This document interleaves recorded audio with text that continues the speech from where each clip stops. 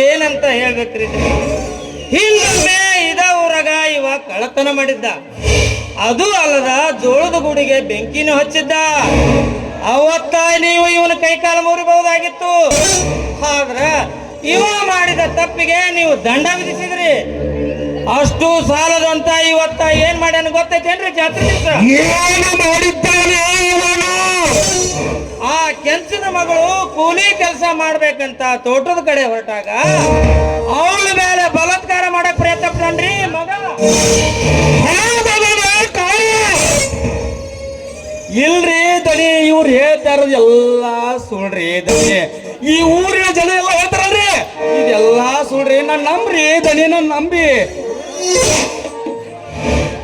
ಮುಚ್ಚು ಬಾಯಿ ಬಡವ, ನೀನು ಎಲ್ಲಿರಿ, ಎಲ್ಲಿ ನಿಂತಿರುವಿ?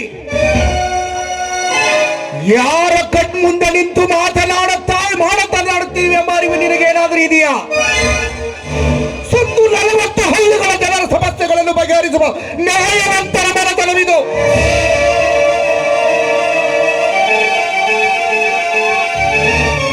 ಇಂಥ ಮನತನದಲ್ಲಿ ನಿಂತು ಅನ್ಯಾಯದ ಬಗ್ಗೆ ಮಾತನಾಡಿದರೆ ನಿನ್ನ ನಾಲಿಗೆಯನ್ನು ಕತ್ತರಿಸಿಕೊಳ್ಳಬೇಕಾಗುತ್ತದೆ.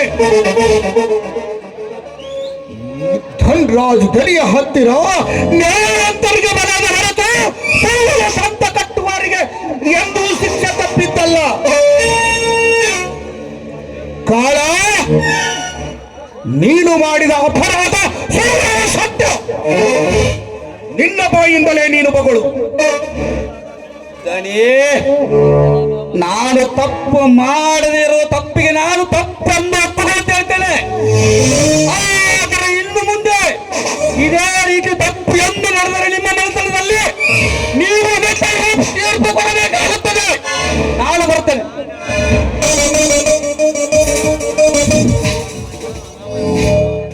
ಧಣ್ಯರ, ಅವನ್ ಕೂಡ ಏನ್ ಚಿಂತೆ ಬ್ಯಾಡ ಬಿಡ್ರಿ.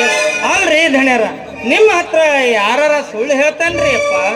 ಸುತ್ತ 40 ಹಳ್ಳಿಗೆ ನ್ಯಾಯ ಹೇಳೋ ನ್ಯಾಯವಂತರು ನೀವು.